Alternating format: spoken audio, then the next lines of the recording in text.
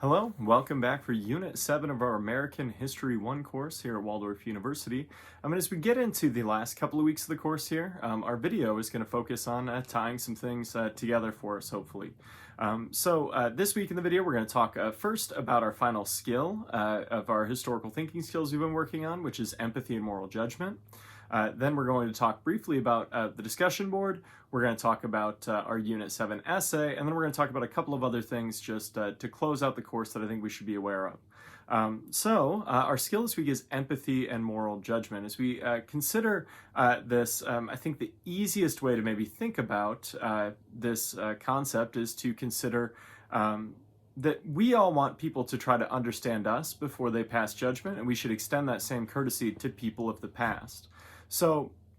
As we think about this skill, our definition is understanding how people in the past thought in relation to how we think today.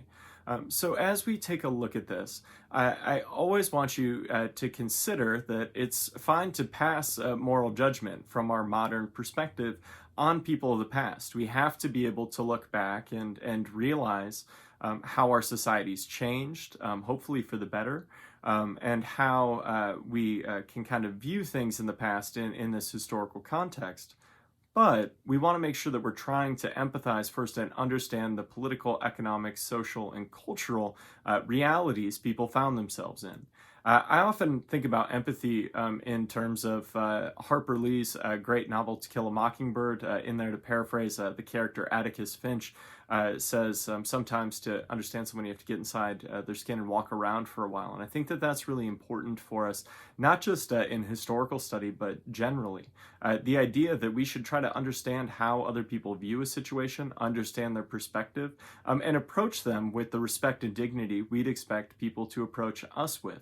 Whether that be considering populations that were traditionally left out of history. One of the things that a lot of people struggle with is understanding that in the past, not everyone had a seat at the table when histories were being written. This ties into, many of you are probably familiar with the saying, history is told by the victors.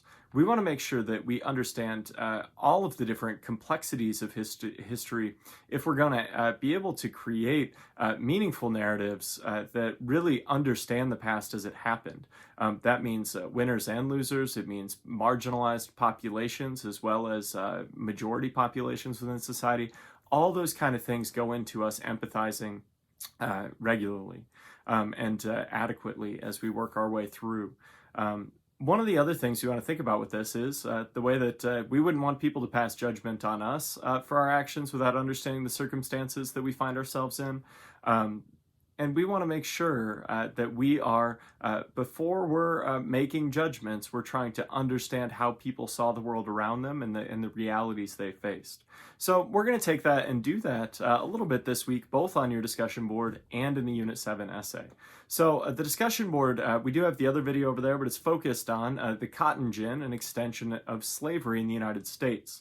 One of the ways to think about this from an empathy perspective would be to consider Eli Whitney.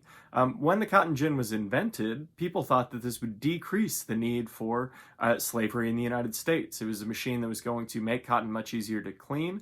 But instead of that decrease, what happened was people used that to create greater profits and extend slavery in many ways in the antebellum period.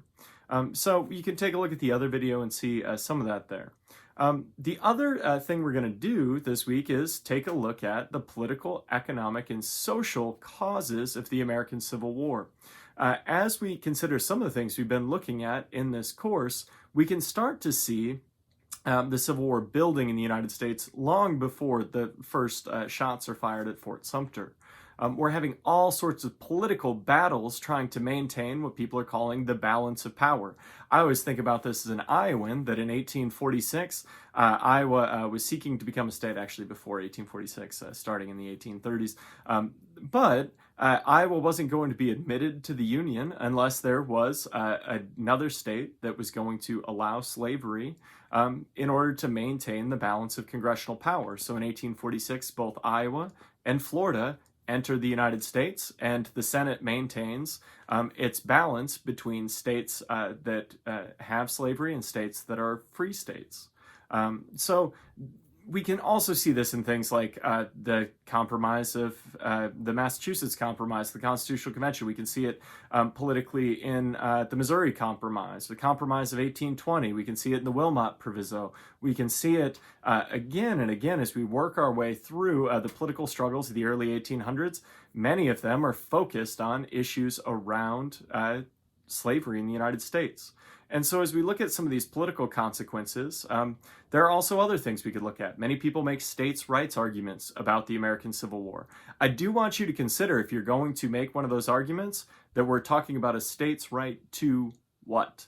Many times, if we talk about things during this time period and you dig deep into the sources, you're going to find that the rights states were arguing for were to own other human beings and have them labor for you. So make sure that we're doing our research and putting our best foot forward here in terms of both empathizing with populations and understanding the circumstances people were in during this time period. We're also in your Unit 7 essay talking about economic realities that led to the American Civil War. Some of these might focus on tariffs, might focus on northern developments economically. There are certainly arguments to be made about during the time period. Certainly people in the American South prior to seceding from the Union made lots of arguments trying to say that factory labor was equivalent to being enslaved on a plantation in the American South. So those are the kind of things you could talk about. You could also talk about social and cultural arguments about the Civil War. This has to be 2 pages, and one of the things I would really stress is that you need a strong thesis.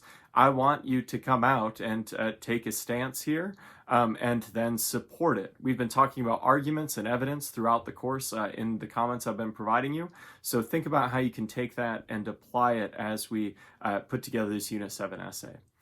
When it comes to the end of the course here, there's a couple of things to keep in mind. First, if you have a couple of extra minutes, please fill out the end of course survey. These are used not just for me to have people look at my teaching performance, but I also use these to continue to improve these classes as I work through them. If you've taken other classes here, you've probably noticed that this class functions a little bit differently. I'm always trying to adapt and improve the experience, not just for students in the online format, but for my students here residentially on campus. And I want to make sure that we're using that information and that your voice is being heard. And that's your opportunity to have that in this course and in all your other courses. Please help us out by providing us with some of those insights. Also, I want to make sure that we're clear on the end of course date. As we get closer to the end of Unit 8, I really prefer not to extend things beyond the final end of course date. I've been happy to work with many of you with different things we've had going on throughout the course, but if we have to extend beyond Unit 8, we have to get other people involved, particularly academic advisors. So if you want that kind of an extension, you have to work with their office. You can't just email me the day before the course ends and say, I don't have a chance to get this done. You need to either get it done or you need to contact their office because there's a formal process if you're not going to actually complete the class by the end of course date. So if you have any questions on any of that stuff, any of the Unit 7 things I'm asking you to do, please reach out. I'm happy to work through this with you however I can. I appreciate your hard work in the course so far, and I look forward to the great things you're going to do this week. Good luck.